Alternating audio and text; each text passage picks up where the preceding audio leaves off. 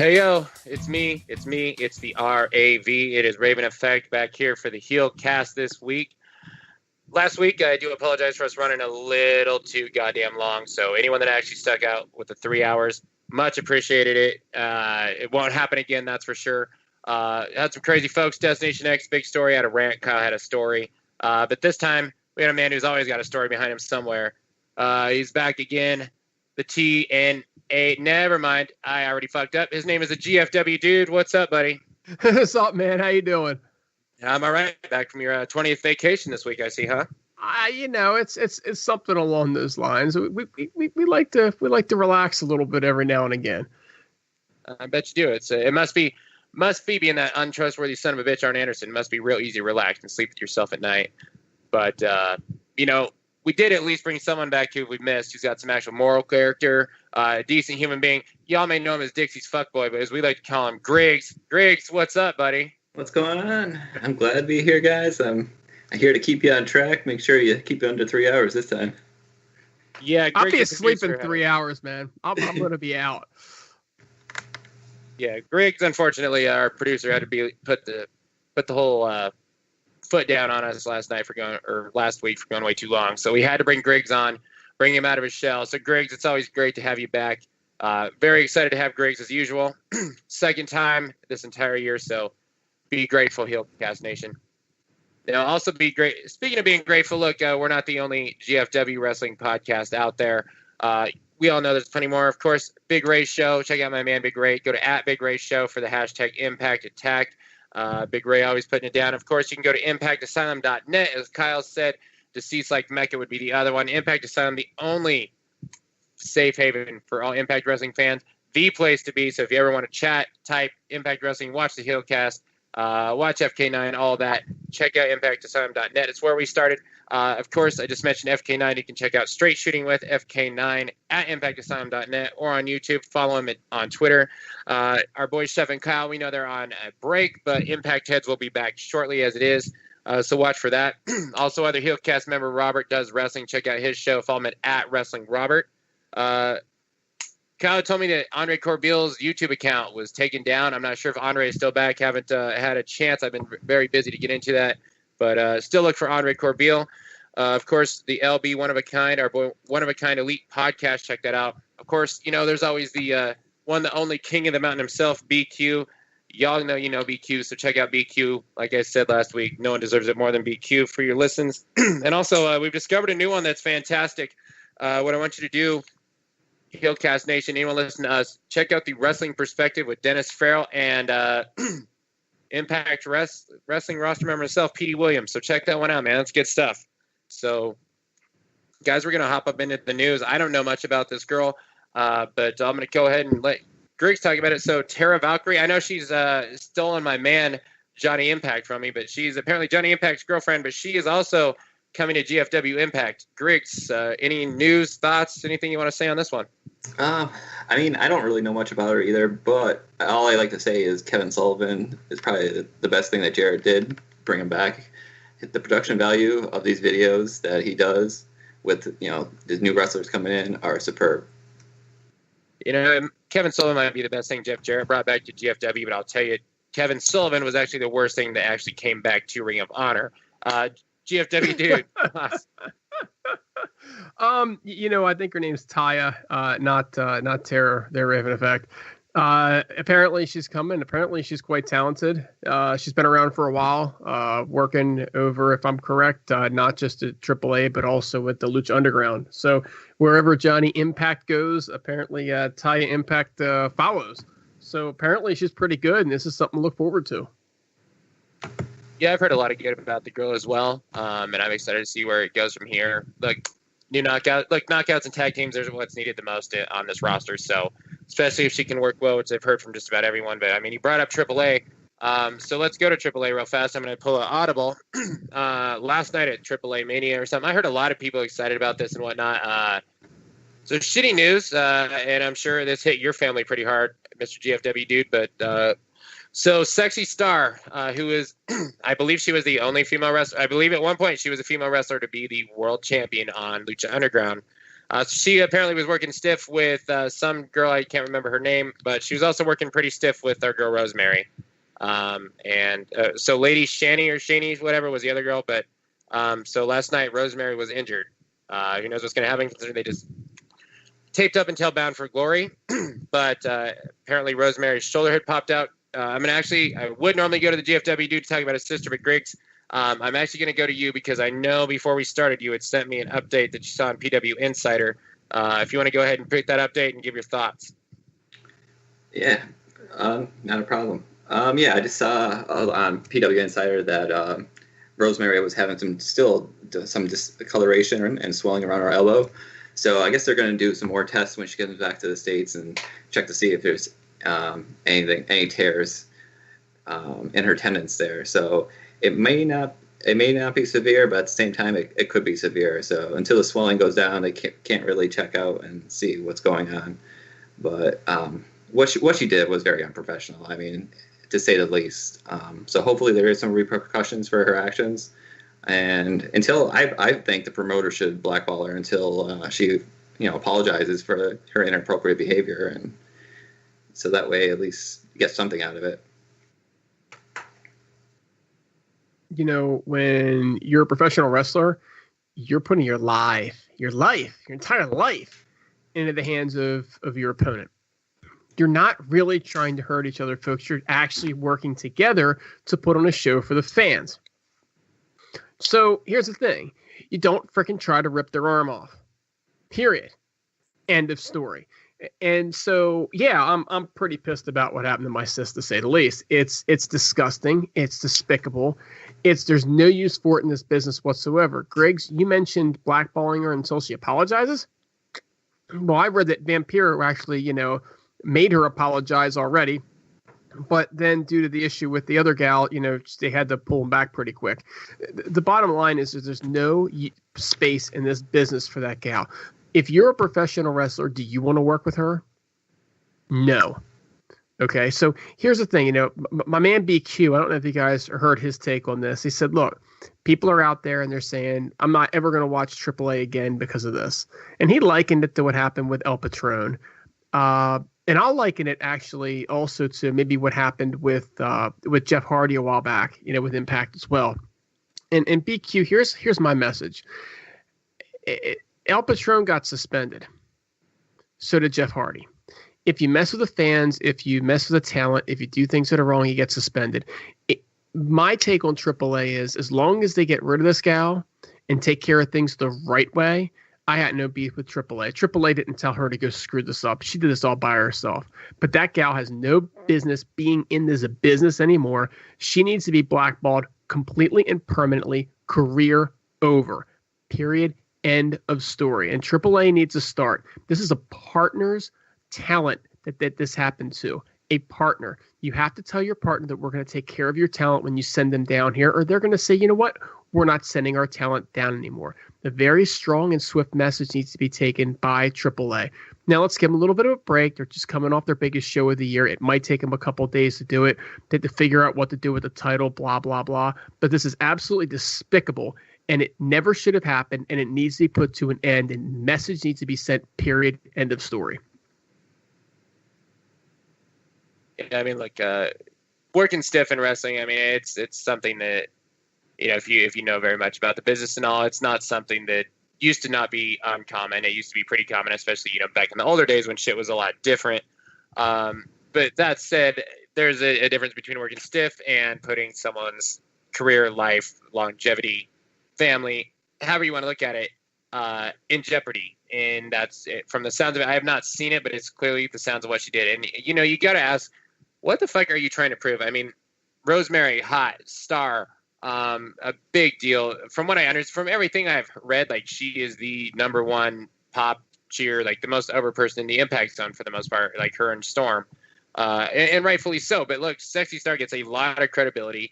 A lot of people have said for years, I've heard for years about how great this girl is. I've seen her. She's very talented in the ring. I don't know what she feels she has to prove, but it's fucked up. I don't know if you can blame the promoter or, hold AAA responsible and whatnot. I mean, they're not going to say go out there and do it. Yeah, I've also heard Vampiro made her apologize. I know Conan and Vampiro had a lot of issues over the years. From what I had heard, they'd at least made do. They weren't friends, but I had at least heard that they had like squashed stuff and were able to be professional towards one another and not hate each other. I saw Conan had said something about how not only does or about how Triple H also has snake wrestlers, but snake promoters too. I don't really know where that's going, but it's disappointing. And you want to talk about Rosemary? Look, terrible to happen, at least for her career on TV. For Impact, it's not going to affect that unless she cannot perform come November when Bound for Glory hits. But like we're talking indie bookings, it was like a big deal that Rosemary actually got signed on for AAA Mania or what it was. Big mistake there. Hindsight 2020 kind of a thing, but look, that takes indie bookings away from her. That takes appearances that she could do other ways to make money. And look, come November, if she's not ready Bound for Glory, not only if she has a match, because we don't talk spoilers here, there's a big possibility that gets called off and that fucks GFW over. But then again, the other issue that arises is the way I look at this, Gail Kim's going on her way out, and I kind of had a feeling, and I've kind of felt basically this entire time, Gail on her way out, Rosemary versus Gail, that was something that kind of needed to happen at the start of the year. It was teased, and I feel like Gail versus Rosemary is going to be the one that that Gail really puts over on the way out, and it's disappointing. So Rosemary, you're special to us on this show. You're special to the Impact Zone. You're a very special wrestler, character, all of that. So if you are listening, get well. We're sorry to hear about what happened. We know you're going to pull through this. You're going to come back better than ever. And Sexy Star, I know you're not listening to it, but if someone can play it for it, grow the fuck up. So there was that.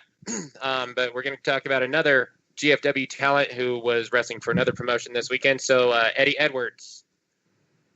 Now really like the lone wolf, I guess. So Eddie, who was a former Ring of Honor World Champion, GFW World Champion, he is now the Pro Wrestling Noah GHC Champion. From what I understand, I hear that's their World Champion. So Triple Crown for Eddie. Congratulations. That's big stuff. That Noah relationship, hopefully that's going to keep going for GFW and work well. Maybe we'll see some more talents come in, but the GFW dude. Oh, GFW how do you not love Eddie Edwards? Who has ever watched Eddie Edwards and not just love Eddie Edwards? So many things about Eddie Edwards over the year, and everything is he's just such a great guy. He's a phenomenal talent, great in the ring. He fits that Japanese style to a T. Congratulations, Eddie, and I hope you were wearing your Celtics socks during the match. Yeah. Just for those of you who aren't big Eddie Edwards marks, he wears Celtic socks for every single match for luck. So congratulations, Eddie. Very, very, very well deserved, buddy. We're proud of you. I don't know if you guys saw. Eddie was saying that it was 13 years in the making. He dreamed of this, winning this title. I guess his first match, and Noah. He always wanted to win the heavyweight title over there, and for him to do it in 13 years, he's ecstatic. So, like you guys said, congratulations to Eddie Edwards. No one more well deserving than him.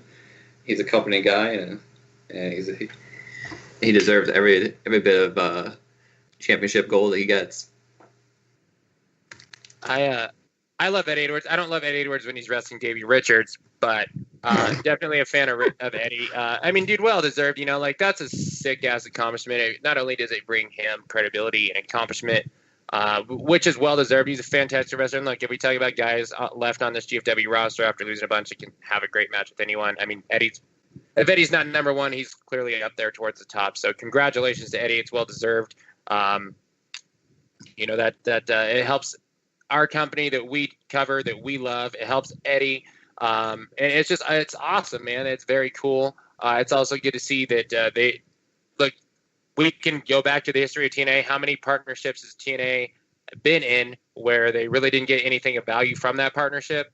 Technically, they got talent that they used and all, but look, they just they took Rob Terry over at one point in Japan. They surely didn't turn him into a better worker. They actually got some bang for their buck by making one of their guys some credibility there. So, just props to Eddie. Maybe we'll see the Noah World title or GHC title. I don't know. I don't know any thing about Noah or anything. But maybe we'll see that shit depended on Impact or defended on Impact, which could be really cool. Maybe we'll see a GFW champion oh yeah, I'll say his name later, against the Noah champion at some point. I mean, there's a lot of possibilities that can come, and it's super cool. And come Bound for Glory. Fuck, maybe we'll have a world title match, or maybe Eddie will defend the Noah championship against Noah guy on Bound for Glory. There's a lot of cool stuff that could happen. So yeah, it's nice to see that these relationships are actually working out this time around. They need to keep building upon these relationships, and it's only going to help the company. It's only going to help them if they do create their whole global network. But yeah, it's nice to see that Rosemary doing AAA, Eddie Edwards doing the Noah stuff. Moose was over in Noah too back a few months ago. Hey Griggs, you know what my favorite part of the Noah relationship is? What's that? Robbie E got sent over there. Oh yeah, and then he hasn't come back. Exactly. That would be the part. That they're not coming back part. That would be the part. Nice. Yeah, I was just going to mention, it seems like every podcast I'm on with you guys are always mentioning Rob Terry. That poor guy always gets brought up. It's hilarious. And we bring up Robbie E as well.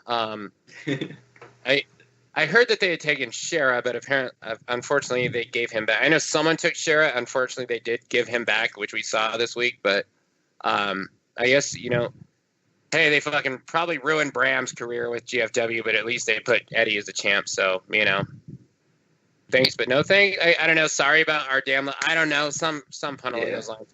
But hopefully we see Bram again. I mean, hopefully the next tapings he comes around and he's still with GFW. I know, Griggs, I know you said who didn't love seeing Rosemary, and or it was great to see Rosemary in AAA or whatnot. I mean, technically it wasn't, but at the time, thinking about it. But I mean, so the other thing I want to bring up, and to give look, I want to bring this up too. Speaking of Eddie Edwards, BQ was mentioned earlier, so I saw BQ do this tweet, but Alicia Edwards, man, I expected we'd see her more. I don't know what's going on, but I did see. Basically, I think that BQ had sent out a tweet about how GFW needs to see Alicia Edwards more. And Alicia said, let GFW know or Impact know or something. So, anyone listening to this, look, man, for real, we need more knockouts. We need more talent featured. Alicia Edwards, I mean, she came in, did that feud. She impressed. She won that Victory Road knockouts, knocked out thing. They really haven't done shit with her since, and it's kind of disappointing. I'll play the spoiler and tell you you're not going to see Alicia on these tapings. My apologies, but tweet this to GFW if you want her to be on there. I mean, help BQ out, help this girl's career out. I mean, help this company out. We're gonna need new knockouts because we may have signed 2 new ones. We're gonna lose Gail. Rosemary might be sidelined for a little bit. So I mean, let's help this girl get on TV. Anyone opposed to that? Guys, have anything you want to chime in on, Alicia? She's really cute. Besides, guys, I mean, come on, she looks good. And then the whole feud with Angelina Love, I thought it went over decent. So yeah, I'd like to see her more in GFW, and just gotta get Jared and Ed Nolan, or whatever his name is, bring him on for the next tapings. Ed Norton, he runs he runs his prison in American History X, and the sweet really Nordholm, folks. It's Nordholm. I know. I was making a joke there. I know. You want me to bring up some old shit? I mean, I can do that too. But it went right over my head. Look, sometimes on this show, some things happen. And the RIV, he really likes to rub it in and say, I told you so, but claim that I don't like saying I told you so. But, there's a couple weeks back when we talked about how someone shouldn't be a champ and how people bitch about Alberto, how he wasn't reliable and whatnot. And I had mentioned something about that guy that everyone said, hey, let's make him the champ. There was a point. And I know that this is GFW dude's favorite story of the week because for some reason he was the only guy who didn't like him. Now I'm going to go ahead and say, hey, GFW dude, I apologize. But low-key fucking left GFW. If you go back in time, it's I don't know how many times the guy's left TNA. He's burned bridges with Ring of Honor, WWE. I'm not sure what happened with New Japan and whatnot. Holy fuck, Taryn Terrell looks so hot. GFW dude. Jesus Christ, take this before I pull the hurls on the air. Don't apologize to me for Low-Ki being gone. I'm the guy that didn't like him. I, for the love of God, do not understand, and will take it to my grave, why people think this guy is so great. They say, well, he's believable in the ring. Okay, I can give him that. He actually does act like he really wants to hit you. That's about it. Character sucks. His finisher is he jumps off a top rope and lands on you. I don't know about you, Griggs, but I could do that. I mean, and he's supposed to be like world champion material. Then there's all these people running around saying he should be, the champ because he's a TNA original. Well, what does that mean? He wrestled in the company 13, 14, 15 years ago. He hasn't been there since. The guy has been there for like 3 months since, 2010.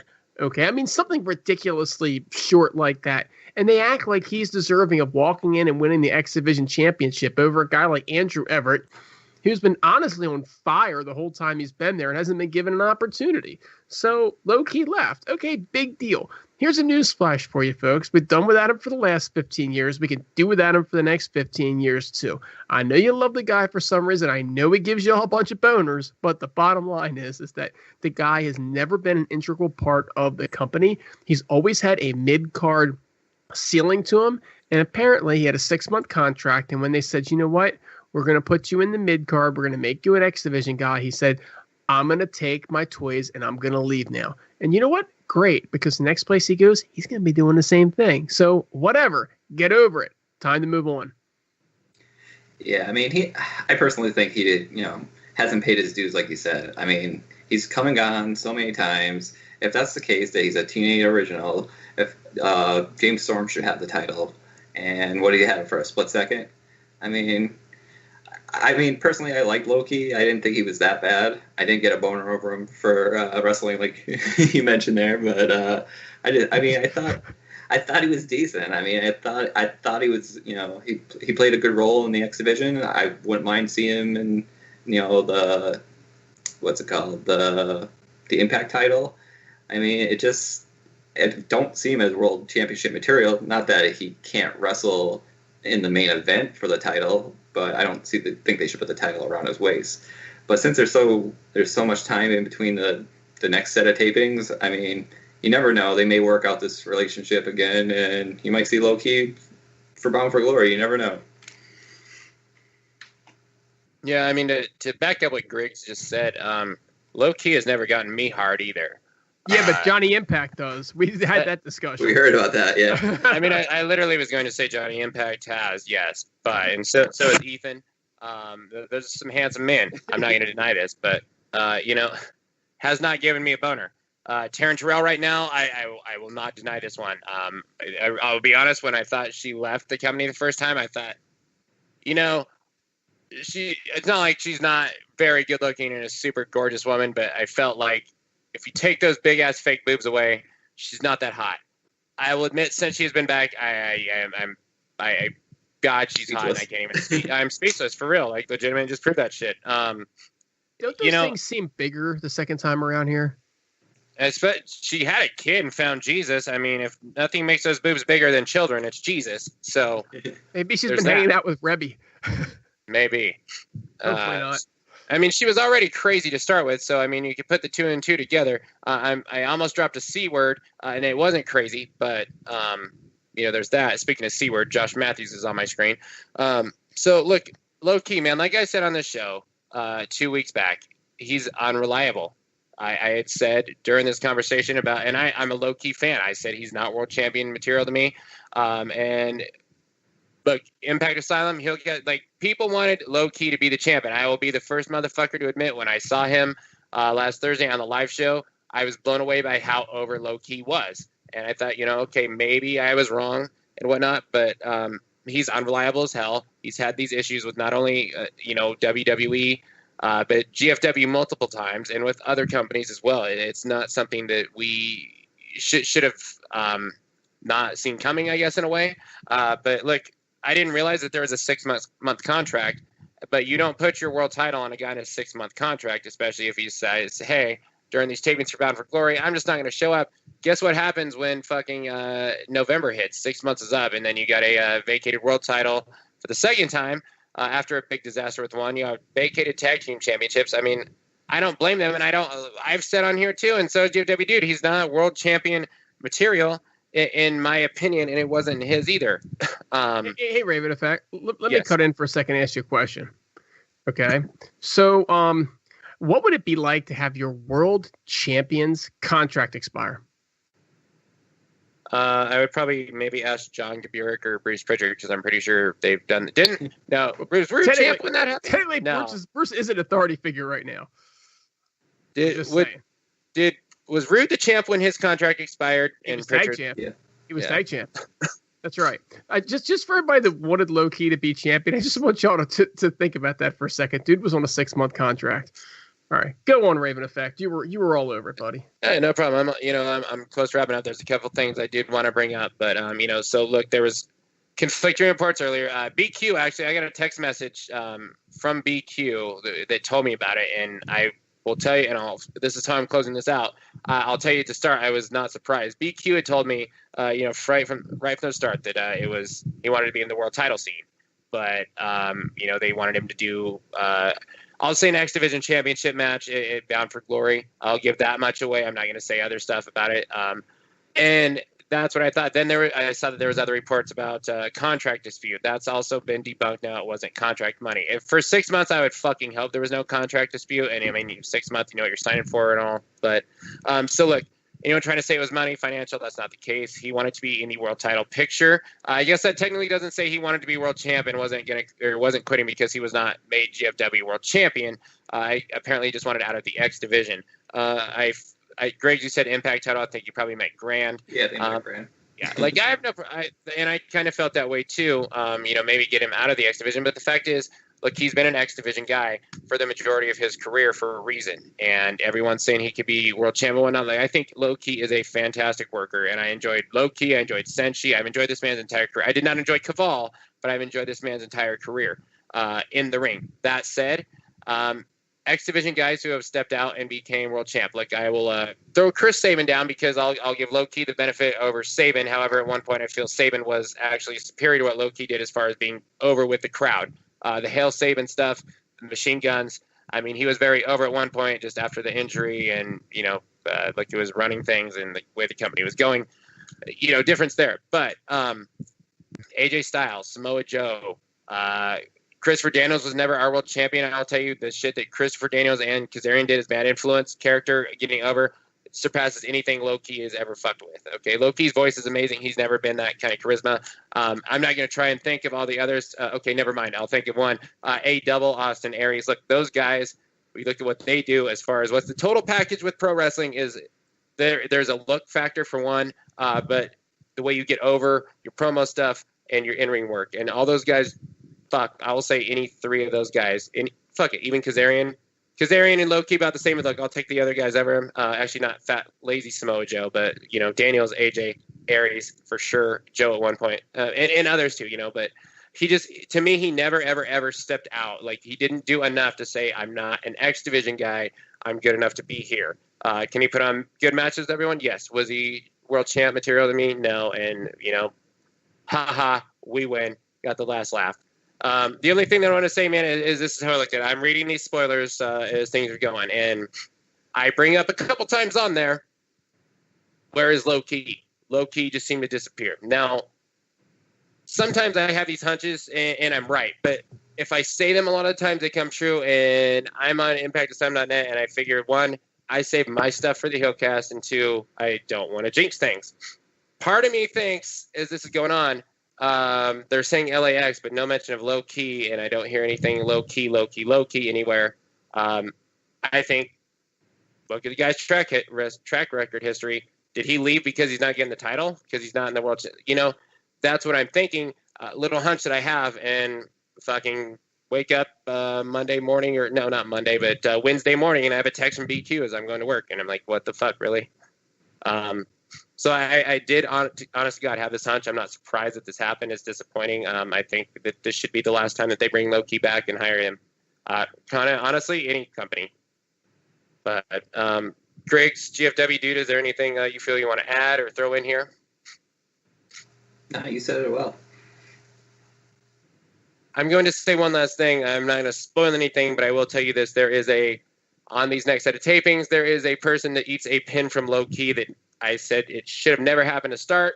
It's an insult, and now this happens. So, bye-bye, Low Ki. So, speaking of, look, we watched GFW Impact Wrestling this past Thursday. we have a new champ, which we are going to speak on.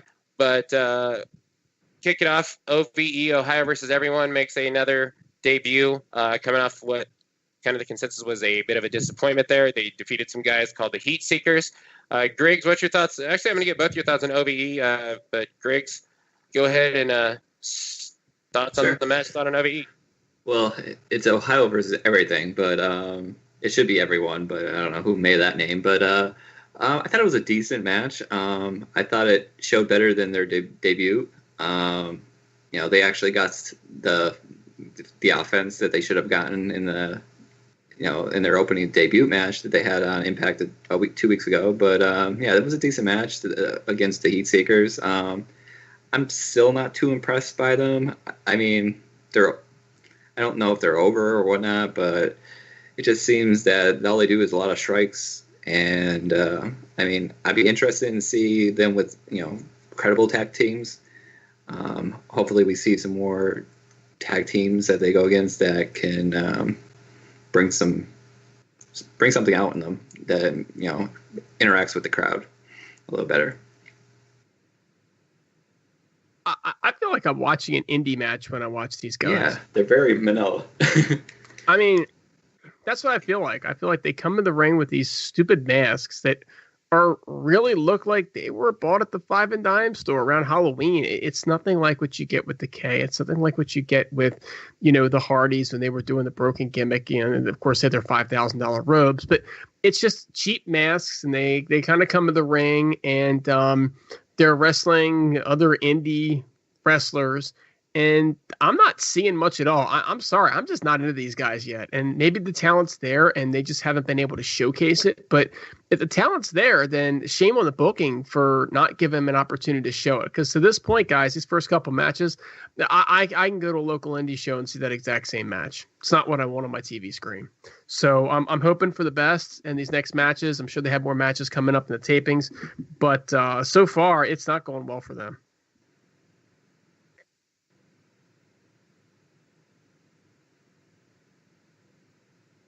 I think we lost Raven Effect, Griggs. No, his mute button was fucking with him. So my apologies there for the long silence. I apologize very much. Again, man, like if you've been on ImpactAsylum.net, like we have, I mean, we've seen people hyping these guys up for years now, and I expected a lot.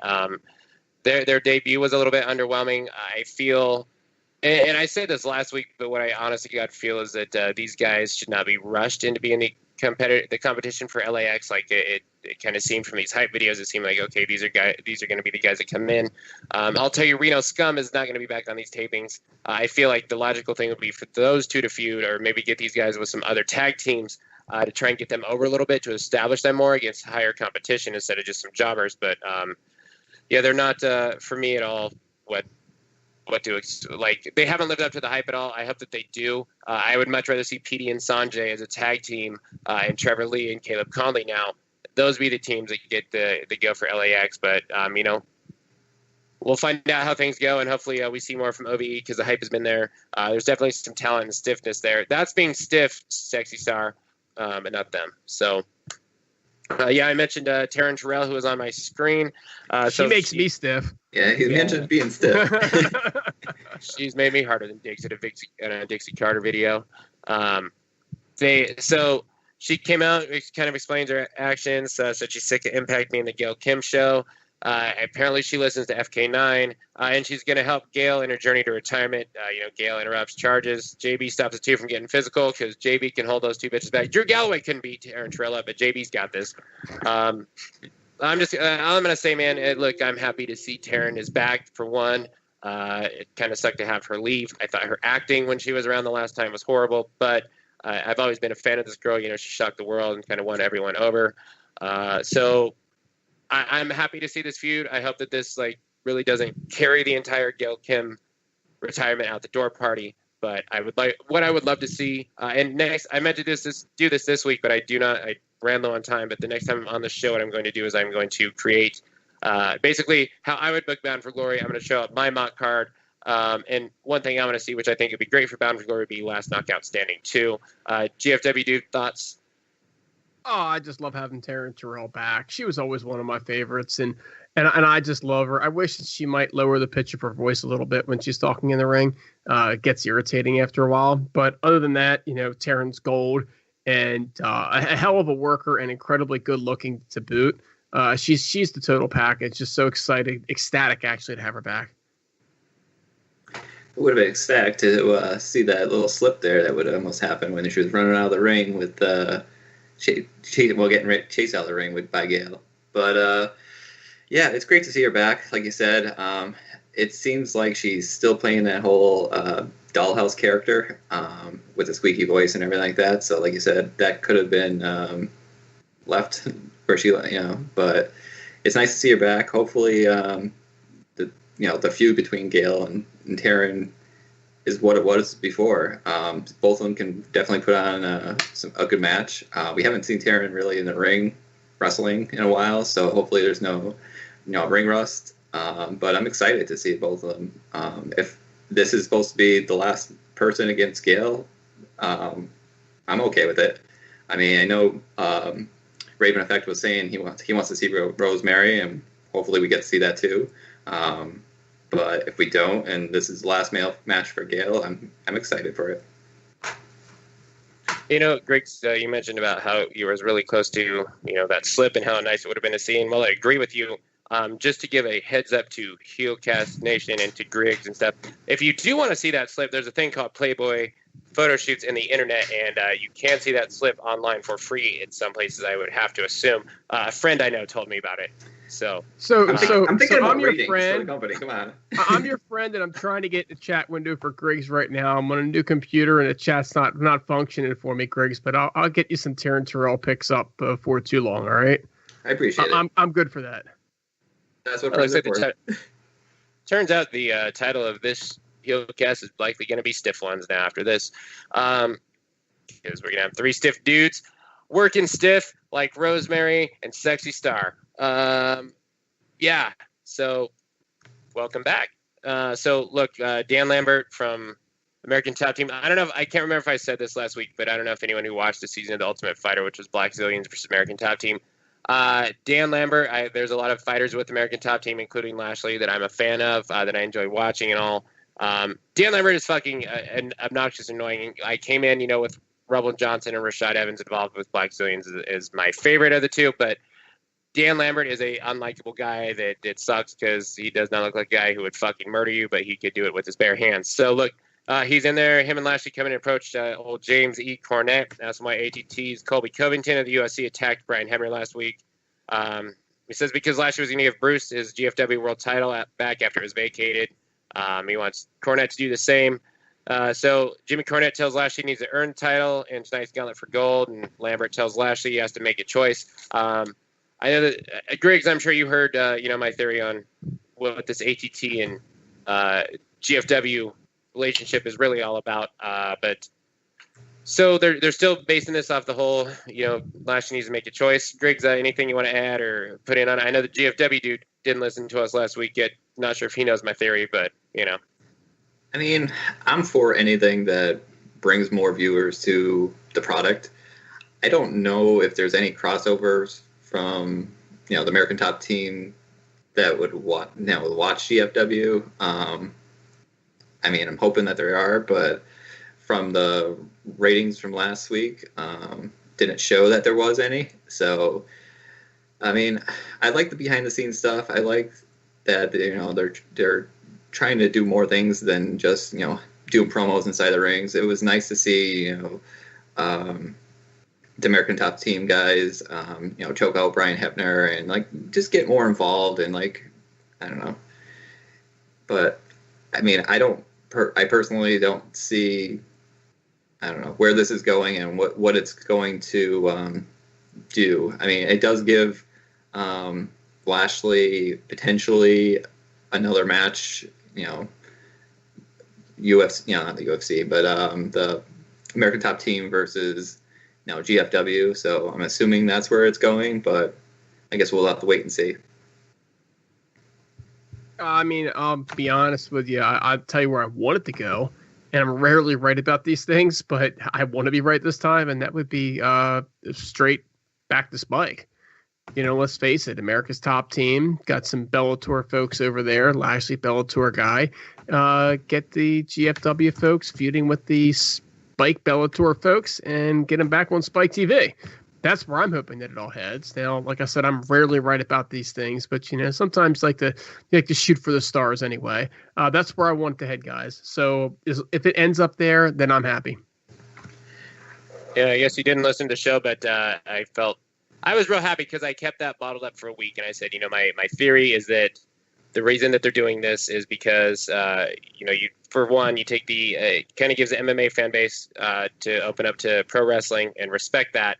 And then, to not only, you take that and then maybe some wrestling fans turn into Impact. You may not, be into MMA or whatnot. It may turn them into, Bellator or the UFC. That said, we look at Jeff Jarrett, Chael's son and stuff, him being at Bellator. But basically, the GFW Bellator relationship could lead back to Spike. And that's what I feel that the main underlying motive in this thing is. As far as Greg just brought up a good point that he talked about the ratings. That's, again, if we want them to be back on Spike, the ratings have to be better. And I'm sure this is hopefully what they're hoping is going to happen. But, two things that come to my mind, and it's really fucking sad to me, and I'm going to move on because we're not going to talk ratings and all. But, for one, this company spoiled the fact that Eli Drake was winning their world title, and in parts of it, I saw people on websites that wasn't Impact to some, it's not GFW fans saying, okay, if Cornette is back or if Eli Drake is back, I'm going to have to start watching GFW now, and so on and so on. But still, not only some people just don't know what the fucking dirt sheets are. But if someone is a fan of GFW or whatever, or a casual fan, something along those lines, and they like you on Facebook or whatnot, like I like them on Facebook, you see that Eli won the belt. And GFW came out and spoiled this on their own, which it kind of makes you wonder what the fuck they're thinking. But, the most disappointing thing for me, more than anything, is that I felt Destination X last week was probably about the best episode of Impact I've ever seen. And I felt like you watch this live show, anyone that watched that show, I had to say, I don't know how the fuck you can watch that show and not be excited to see what happens next week and not tune in. And the ratings took a drastic drop, and I'm just, fuck it. Like sometimes I want to call this fan base after being on Loyal and stuff, and I feel that way, but it's so fucking disappointing to see this shit keep happening. And yeah, everyone that keeps saying, we'll just wait till we get a better network and all, open your fucking eyes. But hopefully this works, because clearly the fan base isn't going to help. So look, unfortunately, we thought tonight was going to be Grado's last night in America. FK9, he tried so hard to find which state he could legally marry Grado in to make sure he stayed around. It didn't work, so Grado was saying his goodbyes, and turns out that drunken Laurel in her Courtney Love, Marilyn Manson attire came out back to normal and said it was all because of Grado and making her a changed woman. She proposed to Grado, who said yes. GFW dude, you're about the only person who's excited to see Grado stick around, so Grado is sticking around. You mentioned about Rosemary and being as over as she is, and you mentioned about Low-Ki being as over as he is. Let's face it, guys, Grado's freaking over in that Impact Zone. Y'all can talk about him all you want and say all the crap that you want to say. I think I can hear Count clicking at his keyboard from here. But dude is like seriously over, and isn't that what we want on the show? And by the way, I'd say Grado is more over than Low-Ki, and I don't think that there's anybody that wants to put the world title around his waist, myself included. Okay. This is just a fun segment to watch, guys. Everything about this is fun. Joseph Park is fun. Grado is fun. Laura Van Ness is gold. This is just fun stuff. Just kick back, enjoy it, and recognize the fact that the show isn't always going to be about backflips. The show isn't always going to be about punching people in the face or jumping off the top rope. So, I think you need a little bit of everything in a wrestling show. I think that that Grado's response that he gets from the fans, and this speaks for itself, folks. So, just relax, enjoy the show as a whole, and don't get too tied up in it. Come on, I personally enjoy it too. I know I'm gonna get flack for that too from Count, but I don't need to see Grado in the ring or anything like that. So now you're just saying this because he wished you happy birthday. I know. But no, I personally, I enjoy these segments. I think they're funny. I mean, Joseph Park calling out the poop sheets and said, I thought it was great. I mean, I thought it was gold. I mean, we need comedy sections like this, and Grotto, Joseph Parks, Laura Vaness, they fill that void. I mean, I don't want to watch, a 15, 25-minute wrestling match back and forth all the time. If I want to watch that, I can go to watch ROH. But I want to watch something that has a mix of everything, and I personally think Grotto fills that little void that for the comedy part of the show. And who else is better than someone like him that you're not going to ever think that he's going to win the World Heavyweight title, even the Grand Impact Grand title. So I don't know. I think it's entertaining. He's one lucky guy. He got a smooch from Laura Vaness, and now supposedly he's getting married. And the best part of this, they play the characters online too. So anyone who follows them on Twitter or Facebook or Instagram, they're playing these characters 24/7. So it's entertaining. I'll admit, I've found the stuff since Joseph Parkes came around to be a lot more entertaining than I found Grado in the past. That said, I'm still not a fan of the guy. So you're saying you didn't like this segment then when you saw it? He's growing on him. I mean, you didn't like this segment. By no means am I saying this. By no means am I saying. So you did like it then? No, I'm not saying that either. I'm saying these have been better. These have been better than fucking Grado in the past. But it's funny because I'm about to call something out in a sec about this Impact Zone in a sec. But they've been better than what Grado was in the past. But I'm trying to think of like an analogy that's just not super fucked up and is going to offend a lot of people. But it's about It's like being smarter than Rain Man. I mean, like, fuck. It's been so terrible, but it's a little bit better than they were last year, I guess. But I feel that's more Joseph Parks' involvement. And I will say the one thing that I thought was the funniest part last week, which most of us in this company who fucking have followed this company and are on the internet and whatnot. Which if you're listening to our show, you're probably into that shit. We said everyone who leaves this company has something to say about this company. I mean that cracked me up, and that's about as true as it gets. But no, man, I don't like. He's over with the Impact Zone a little bit. I mean, I'm not going to dispute that. A little bit? Okay. Did you watch this week's show, I'm calling you out in a second. Dude got a freaking incredible response. Am I right or not? Greg, help me out here. The crowd was roaring for him. I mean, I don't know. I don't know what you were watching. You might want to rewatch the show or watch the show or something. I'm okay. For one, not only am I rewatching it again, but I have it on right now as you speak. And guess what segment we're on? And this is why I had some stuff to say. I'm not going to say that he's not over with the crowd. I don't think he's been as over with the crowd as some people have made it out to be. And yes, this was probably his best. One thing I will say is I forgot how hot Laurel Van Ness is. She looks a lot better than I remember. And stiff ones. Two, yes, he's a little bit over with the crowd. And you talk about Chef and all that, or Count and whatnot. What I want to say is now I've seen twice now. Chef popping hard and crazy for Grado in the Impact Zone. So, Chef. That says a lot right there. Chef pops hard and crazy just in general. Chef has got Grado's back like nobody's business. But yes, Grado is getting over here in the crowd, and I will not say no. I feel that this crowd is a little bit different than most of the people tuning in. And as far as a lot of the people that are attending, a lot of them are just like, hey, this goofy fuck is good. What I'm going to say, though, Grado more over than low key. I'm watching this right now. I hear the sound. I hear the crowd and whatnot. Did you not see Destination X? LAX is the hottest, most over fucking thing in this company right now. And when they were out there with Cornette, low key is there, okay? And yes, I said LAX. Did you not hear low key? That crowd was low key was bigger than Grado and more over. Like LAX. Maybe low-key got more over than Grado in the zone and all that because of his alliance and stuff with LAX. But, dude, that LAX was hot and low-key was real over last week. And I was shocked at the response he got. And I feel like the Impact Zone crowd wanted and expected low-key to walk out champ. I mean, not to give away any spoilers or anything, but just wait until Grado joins LAX next week. Grado too. I mean, you brought up how the Pope can't say his name correctly, which was brought up on this show too last week. So we're gonna have to edit that out, Griggs. I know. Like Laurel Van Ness, I know Pamela Anderson like fucked her way to the middle, but like Laura Van Ness, and even in I've said this a couple times in real life, like she's fucking her way to the bottom. Like Zack Ryder, which is worse than all these guys, but Congo, not Shara, but Congo, Grado, Bland, Braxton. There's I know there's been like one other person involved there. I'm sure Tyrus would have been hitting it at some point. Maybe that was his creative differences, but Laurel, you look a lot better than I remembered. So.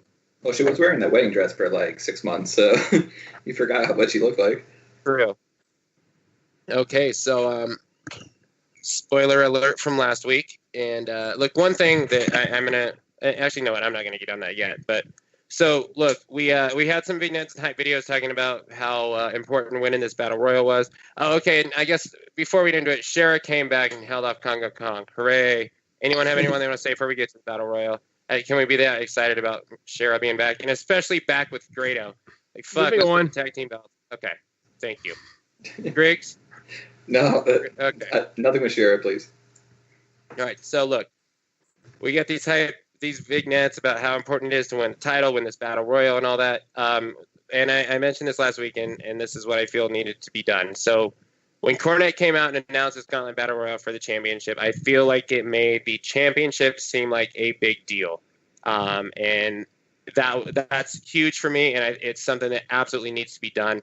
Bring credibility back to the belt, and that's what I loved about Cornette. And I felt that this Battle Royal, it feels like it's going to be long. It feels like it's going to tell a story. It feels like it's going to drag out and be the way that a fucking world title should be done. We're going to get the best competition out there, and they're going to make this feel important, and champion is going to come out looking big, great, whoever it was. Now, this is the thing. When I watched Destination X and I see Eli Drake and Adonis there, and Jim Cornette says, Eli Drake, you're number one and whatnot, that's when I knew that our man Eli Drake was going to become the world champ. I did that. Did you guys feel the same when that happened? We're going to talk about it in a minute, but I got stuff to go prior. I thought we had all talked about it before when we read the spoilers. And when we saw that it had been tweeted, or Facebooked by Impact. So, if we go back to Destination X, for me, this is what happened to me. I live on the West Coast. I work until 8 p.m. my time. For Griggs, for Old School Heel, for the GFW dude here, that's 11 p.m. your time. So, and I have cable, so I don't get satellite, so I don't get to watch it East Coast time. So. And I'm on. I'm saying I tell you guys no spoilers. I don't want to hear spoilers about Destination X. I can't help myself, so I get on Asylum. I hear about Terrell, and I'm fucking stunned to hear Cornette's coming back. And I just say, okay, no more. I get messages from like Old School Heel and GFW Dude, and GFW Dude tries to fuck with me and play a joke and say that it was Austin Aries that won. But I get messages from you. I get messages from you guys saying, I think you told me I'm going to be stunned at who actually is the world champion. Or you told me that I can't believe, or Old School Heel told me I can't believe GFW. He says, stay away from Facebook. GFW has spoiled who won their world championship. And I know you had told me, you sent me a message about something happening about how I'm going to be happy who's a champ. I saw that and found out who it was. And I'll be honest, right after that vignette promo and all, I got online because I fucking knew it had to be Eli Drake. And I will say this, I lost my shit with excitement, and I knew that GFW Dude was asleep. I still sent him a couple of text messages. I knew Old School Heel was asleep. I sent him a couple of text messages. I felt BQ might be awake. I sent BQ a text. I heard from the next morning. What I was able to do, though, was I was able to email and talk back and forth with my boy, The Count, because I knew Count had to be happier than me. And we talked about some joyous celebration for Eli Drake, your new world champion. So that's I don't really even know what I was getting at, but you weren't getting anything. I love what they did with this here. I love what they did with this match, and I feel it not only was it prestige, it was long, and it did what it needed to. The complaints that I have, I'm happy as hell to see Kingston back, but I don't know why he was a contender. When this needs to be serious and talk about the 20 top competitors and all, when you don't have your X division, your Trevor Lee, your Sanjay Dutt, we don't have LAX a tag team in there, but you have Kingston who's on TV. Richard Justice, are you fucking kidding me? Justice. Yeah, I mean. There were, and I know there's more in there. He's a standby wrestler. Maybe somebody got hurt. For God's sakes, jeez. Mario Baccara and Falaba, have they won a match? I mean, I felt like there were 4 or 5 other people who should have been put in there, and James Storm being one of them too.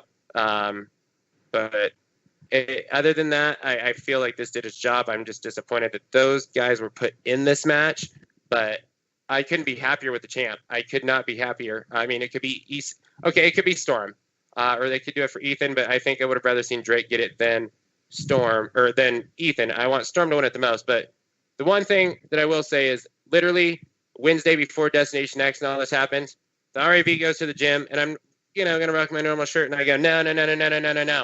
I'm the master of badassery. I put on my dummy, Eli Drake shirt, go lift weights, and then we guys world champ the next day. I'm going to say that. Griggs, I'm tired of talking. It's all you, man. I'm ecstatic that he's a champ. I mean, I can't wait to see his. I'm assuming he's going to have a celebration that he's a champion. We saw him win the title at the end and then closed out. So I would hope that his time with Masters eventually ends. Maybe he'll get jealous of having the title, but then I don't want to see anything go on between them two. I don't want to see Masters in the title picture. I just want to see Masters off my TV. But I'm glad to see him as a champ. I personally think he's our next Rock. He has that personality. If they just let him do what he can do, his promo capabilities are there. He wrestles well.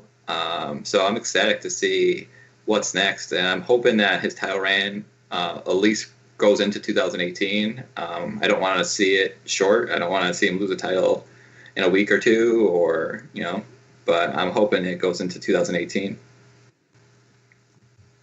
Yeah, I'm with you on that, Griggs. Let's get behind the guy, right? How many times have they in the past given the belt to somebody, Magnus, and then just shit all over it, right? So let's give him the belt. Let's let him roll with it for a while. Let's see what the guy's got in him. First of all, I'm a huge Eli Drake fan. And Raven Effect, you made a joke about me being on vacation yet again. Well, I got news for you. Dummy, yeah. I drove through the land of Eli Drake, both on my way out and on my way back. In fact, I stayed about an hour from where Eli grew up. So Eli's a local guy at that, and so want to get behind him for a number of reasons here.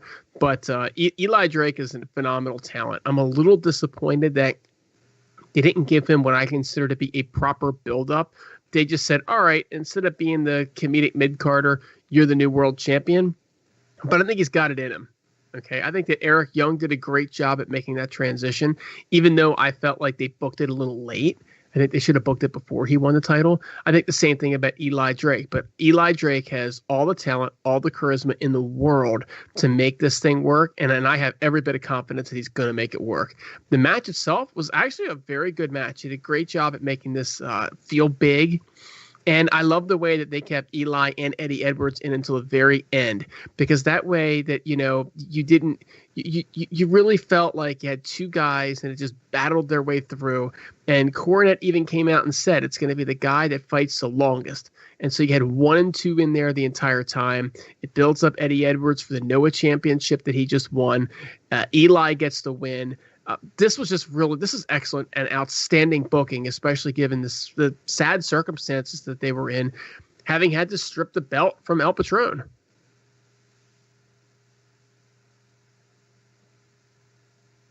And I feel like the match, for the most part, did what it needed to, and that made me happy. It really did, and I'm old school, man. I'm old school, like. I've been watching this shit since I was young, and I've always kind of understood the way that the business should be, and why things are done the way they are. I've read a lot of books and stuff, and I've known for a long, basically I've known since I was about 4 or 5 years old that this was fake. It was a work and whatnot. Like my dad would fucking murder me if I didn't, and be told that it's for dumb rednecks and it's fake the whole time. It's kind of hard to not know that, but I felt like the prestige in belts and stuff has really went away. And, in the main company, the WWE, those titles have no prestige at all. And, you look at what Russo did with WCW. I mean, the main company now, Vince Russo with his WCW title is nowhere near as bad as what they've done with theirs. And I feel the belts need prestige. And I've always felt like the TNA title, despite like Matt Hardy and Eric Young holding it, they've been able to do enough to, after they were champion, to really validate their title reigns. And As far as like the Eric Young thing, I don't think it was validated until after that Words when he became the world class maniac. But Eli Drake, he did get that win in that 4-way match, and didn't he? Did he beat? He got one win after that. Was it Eddie Edwards that he beat after that 4-way match? Don't recall. Okay, but I feel like it was cool that Eddie Edwards was in there, and with Eli Drake towards the end. It was cool that they did that. However, what I honestly feel it shouldn't have been Eddie in the end with him. I feel it maybe should have been like EC3, Moose, or like I feel like there were more credible people. And granted, Eddie's a former world champion, great wrestler, but like you get that pinfall over someone. I mean, wouldn't have meant more if it were Lashley that he pinned, or EC3 or Moose, someone along those lines. You know what I mean? And maybe even I don't even want to say, but like low key, who was going to be the runner up. But I felt like, as soon as even if you didn't watch the spoilers, when it comes into Eddie and Eli, Eli is winning. But number one and number two, this is literally Shawn Michaels and the British Bulldog in 1995 Royal Rumble, number one and number two, and that was kind of to make Shawn Michaels go from the Intercontinental guy to be proven over as main eventer. And like I know a lot of people have been so down on battle royals and gauntlets and shit like that, and I've never really gotten it. Because these matches have been big, for me since I'd grown up. I feel like the way that WWF or WWE has kind of traded their Royal Rumbles, at least for the last time I was watching them, may have taken away from like the credibility and goodness of those matches. But I felt, the fight afterwards, the struggle, it did everything it needed to do. Kind of like Flair in '92 and shit like that. And I feel like this was done right. And props to both of those for real. Does anyone have any other thoughts on this one, or as far as like what they did, how the match went? Is this the right person? I just think, Cornette did come out and say, they're going to have the top 20 people from GFW be in this match. I mean, you said before that the people that were in the match really didn't have all the credibility that if these are the top talent they actually have in GFW, it's pretty shitty. It's just a handful of them. I mean, you got, like you said, you got Dick Justice there. You got, people that aren't,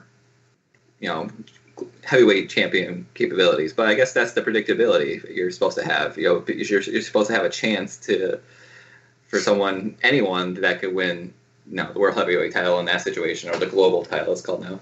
I kind of feel like if Russo was booking this, that Richard Justice would actually be world champion. For one night only. And defending it, what is it, like a box on a pole match against Tate Cabot, Vince Russo, and David Arquette? I'm thinking as soon as Richard Justice left the building, he would have probably just handed the belt to Eli Drake. Maybe. Or maybe finger poke of doing. Maybe like a middle finger or something. To switch it up, because some shit's been done in wrestling too much. But no, apparently, actually, to make things a little different. So Grado is apparently Dick Justice's partner on the Indies. So they could have had those two have a falling out, and then to reunite the most legendary faction in wrestling. Grado would finger poke Richard Justice, and Cher would come out and celebrate, and New World Order, all that. Kind of a thing. That would be my guess if we were just going to go technical with it. Can you imagine a New World Order with those three guys? I never did until Wolfpack right there, man. Woo. Yeah, like when we say Wolfpack, we mean literally like if the character Alan from The Hangover was a real person in a one-man Wolfpack, because those three retards. That's what we're looking at.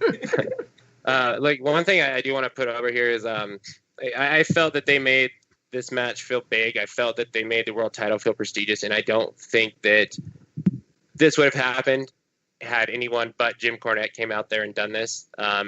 I think Cornette did a fantastic job of not over making it feel important, but making the belt feel prestigious and making this get and really putting this over. And we could say what we want about Jim Cornette, and most of us fucking know how the guy is. And there's mixed feelings. I have mixed feelings about this, but Cornette, for one thing, sure as hell knows how to cut a promo, knows how to get things over. And this is one thing I've been saying when you look at the old regime and this one, like I'm so fucking happy to have wrestling people running this wrestling company again, and that really shows, in my opinion. Yeah, he's our Paul Heyman. He's a great talker, and I'm glad he's back too. He actually does bring prestige to GFW, and let's hope he's there for a long time, and we got Bruce Pritchard. Hopefully, we don't see anything with him and Bruce Pritchard anymore. Hopefully, Bruce is gone, or at least in the back, and not an on-screen character. I'd rather see Cornette any day over him. But the only thing there was a little bit too much Jim Cornette throughout the show, but beggars can't be choosers. I just think we need to keep him away from Dairy Queen. I think we can keep him Eli away said from he Dairy just lost some Queen. weight, man. He's looking good in that new suit. I'm talking about when he cussed out the Dairy Queen employees at the drive-thru window. It's an old Jim Cornette story. And Cornette, honestly, you have to love the guy just because he is uniquely him. He is just a loud mouth. That's it. But he means well by it. It comes naturally to him, and he means well by it. So I like the guy. So that Jim Cornette Dairy Queen story and all, that was brought up with Bruce Pritchard. Kind of took a little comment on it on the first episode last week on Destination X. But it was something about Jim Cornette's order going wrong. But I mean, people laugh at it and say it's funny, but the fact is, Jim Cornette, you have a grown ass man who is yelling at a young 16, 17-year-old girl in Dairy Queen for possibly someone else making that and calling her a cunt. I mean. It's people laugh at it, but it's stuff like that on top of what you see and hear with Jim Cornette is kind of like, dude, really? But and I'm no stranger to the C word, that's for sure. But still, I guess the other thing with I kind of forgot my point that I was making with Cornette. Okay, what I want to say about Cornette that I think also doesn't get enough credit is that dude, for a man who has a mouth like more foul than Raven Effects when he's not doing the show and just normal, and a man who. I don't know, probably hasn't came out and cut a promo in front of a crowd, wrestling in 10 years or so, maybe. That dude came out, no profanity, no issues speaking and all that, and just came out and knocked that promo out of the park last week. And I think that gets overlooked for how good that was too. And I give the man a lot of credit for what he's done. And there's a lot of benefits that I saw, and I think they're starting to show with Cornette. All right, guys. Look, we're going to wrap this up, but there was, and I think we lost. Oh, we did get Griggs back. Griggs, did we lose you there for a second, my friend? No, I'm here. I just put it on mute for a sec. Gotcha. All right. So look, I wanted to do a thing. My intent for this show the next time I was going to be on was kind of do my Bound for Glory card, which I actually had written up literally the day that I knew about Eli Drake winning the title, because I wanted to do it on the show. That said, Low-Key departed and it threw a wrench in it, and I just haven't had time to really reevaluate what I was going to do. But this is what I'm going to say, and I'm going to put you guys on the spot for what you would do. So look, Bound for Glory in November. We have our world champion, Eli Drake. You're in charge. You're booking. So one, is Eli Drake the champion going into Bound for Glory? And what's your main event? What is the main event for the world title at Bound for Glory? Griggs. Let's think. I would say a three-way between Eli, James Storm, and Johnny Impact. Hold on, say that one again, Griggs. I'm sorry. I was distracted by a note. Oh, sorry. I said a three-way between Eli Drake, Johnny Impact, and James Storm. That actually kind of turns me on too. If you topped out Ethan with James Storm, that's a man sandwich for the RIV. Yeah, but see, Ethan has the grand title, so he should be in the card for that. Yeah, they can give it to Moose and have him fight Lashley. That would be my thing to do that. I do lose. I'll bring this up next week, but I do Moose and Lashley Grand Championship, and I'll explain my reasons later. GFW dude, what would you main event Bound for Glory? Honestly, I'd probably swap out Storm for EC3, and here's why. I want Storm to be the one that beats Eli Drake for the belt. And I don't want Eli Drake to win the belt just yet, so I want to separate those guys just a little bit. If I did put Storm in the match, it would be in a 3 or 4-way to start to build that feud up. But I would keep him away from him so that we can get that match and he can get that win. But EC3, Johnny Impact, and a 3-way sounds like a great thing. If I could add somebody to the roster, I'd add Austin Aries and I'd throw him in there as well. Maybe even as a surprise entry. EC3 has lost so much lately. I don't know. I'd have to build him back up. He's got to be built back up, but that's what I would be doing. I would be building EC3 up and making him a legit threat again. EC3 is not a legit threat right now, Griggs. You're right. You know, I need to wrap this show up soon because I literally Raven Effect is on a time crunch today. But of course, you two got to throw in the one topic that that literally is the hardest to bite my tongue on, which is EC3 and his credibility and not being a threat and all. Which I'm sure I've said it on the show 50 fucking times, but I'm going to shut my mouth on this one. But like, if I'm booking Bound for Glory, it's a triple threat match. It's Eli Drake, the world champ, against EC3 against James Storm. And the way that I'm old school, man, and I'm also ECW. This 3-way, 4-way matches and all that shit, like it for me, it needs to be elimination, and I feel all those matches should be that way. It's elimination rules, and we have James Storm pin both Eli Drake first, and then he pins EC3, and then we get our guy.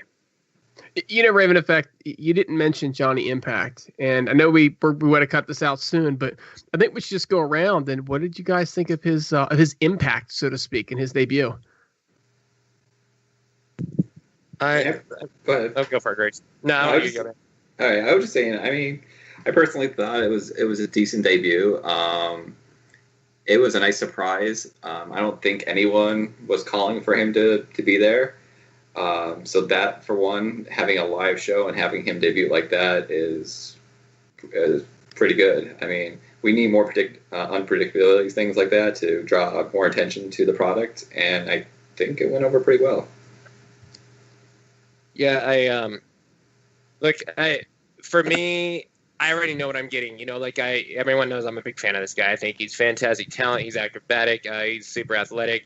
I loved the guy back when he was John Morrison. And Johnny Nitro. I didn't necessarily, I don't watch too much Lucha Underground. I've actually heard he's gotten way better as a heel.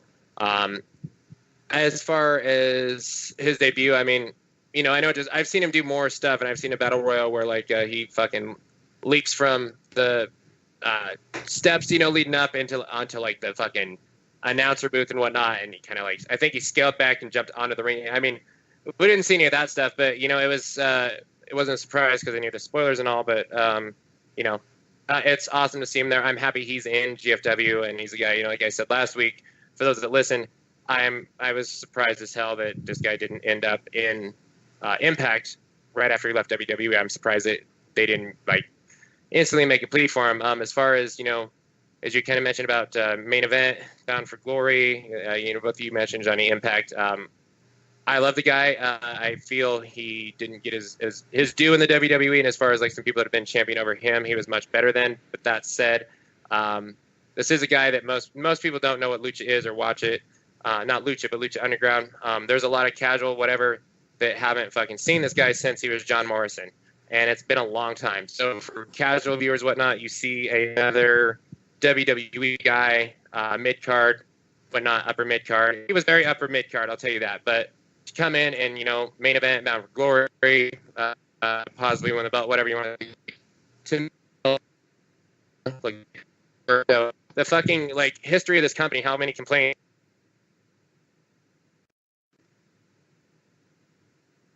that's Johnny Impact, whatever, totally fine with that, totally fine with him being brought up in time, just like I said with Alberto. It needs to be in time. He cannot rush to the top, be put over the rest of this roster. James Storm, EC3, Moose, Lashley. I say Lashley, but I'm tired of Lashley. But I mean, those are the three that I think if anyone should main event and get that title. I haven't watched him because I don't watch WWE, and Lucha is just not really my style. But here's what I thought. I thought the guy walks into the ring and he basically says, "I'm a star." And that's a big deal, right? That he already knows how to be a star, and the crowd respects him as a star. So, to your point, Raven Effect, I would have no trouble with them pushing him right into the main event scene. But if I was the other talent at GFW that maybe hasn't been through the motions at WWE and hasn't been through that machine, I'm looking at this guy and I'm going, that's what a star looks like, and that's what I have to be like. And I am looking at him and I'm saying, what can I learn from him? And any bit of advice that he can give me, I'm taking, because that guy, I'm telling you, he comes off as a star. Yeah, I don't want to see Johnny gain the title or anything like that. I mean, I think it'd be nice to have Eli Drake at least get a rub from him, get the win over clean, and that way, it builds Eli Drake as a stronger champion. We don't want people to say, "Oh, he's a paper champion like Magnus" or anything like that. To having fluke victories or stuff like that. But to have a name like John Morrison on your your win column, I think it means a lot. Yeah, I mean, as far as what you're talking about there, I mean, he totally screams a star, and actually, you know what, GFW dude, I know our show ran way longer than I ever wanted it to last week, but towards the end, if you go back and listen there, I actually, specifically for you alone, as someone who hadn't seen John Morrison, Johnny Impact in the past, I legitimately gave a very brief description about the history of the guy, which you should actually check out. You'll learn some stuff there. But when he came out as John Morrison, the Jim Morrison clone, I mean, with the rock star and the hair going, or his hair blowing through, and the way that they did it, looked like a star. The dude looks like a star. He looks like a fucking $1 million. He really does. Good looking guy, body, all that. But as far as what Greg said, like if we're not doing like a 3-way match at Bound for Glory, you talk about getting the wing clean for Drake and stuff for it. I feel with these things, it's got to be built to, and it's got to be the first fucking time that people touch each other. It's got to be the first time that they wrestle in the main event. I mean, for me, like nothing will ever beat Hogan versus Warrior kind of a thing. And I feel like that's the build. It should be the first time you see a match, especially building up to it. The way today's wrestling business has changed, that doesn't happen a lot. But I think GFW, if any company, has a platform to do things that way. I mean, we're also forgetting that Eddie Edwards was the number 2 in the the Rumble, not the Rumble, but the Gauntlet match. So he may be also in the picture. So we can't count him out. That is true. He's a former champ. He's got a champ in another company too. I mean, hell, we could see champion versus champion, and we obviously said Eddie versus Eli. Eddie can have a good match with anyone, but that's I guess we're bound to find out and see. Am I right, fellas? Definitely. Damn right. November 5th. All right. That's right, November 5th. And look, the RIV, I've got to go. I've got to run out of here. But look, before I go, is there literally anything either of you have left to say? Yeah, hey guys, I want to give a shout out to longtime listener Nick. She hit me up on Twitter probably a couple of days ago now, and I've just been like crazy busy to get back to you, Nick. I had a question about knees and getting injections. Unfortunately, Nick, I didn't get an injection in my knee. I actually had ACL surgery, so I don't really have much on that. But I did want to get back to you, and I thought, you know what the heck? We'll throw it out there on the show for you. Yeah, Nick, best of luck for you. Nick, what's up? Yeah, Nick, I Raven Effect speaks to Nick quite a bit. She may be our most loyal and devoted listener. So I know Nick's had knee problems. So sorry the GFW dude can't answer it, but we hope you're doing good, ma'am. And that is a girl who will definitely be listening to us every week, and I appreciate that. Look, also as far as giving shouts out, look for those of you living in the U.S. anywhere, hurricane hitting in Corpus Christi, Texas. Anyone in that area and all, we do want to give a shout out to you. Make sure you're doing okay. Stay safe. We're very terrible to hear, and stay safe and be good. And we definitely got your back. Sorry to hear everything. Anyone affected by that, absolutely as well. Take care of your loved ones. RAV, on behalf of GFW Dude and Griggs, welcome back. Thank you very much. Always remember, if you don't turn into GFW every Thursday and watch, you're a piece of shit helping the company fail. # Fire the law, hire the Heelcast.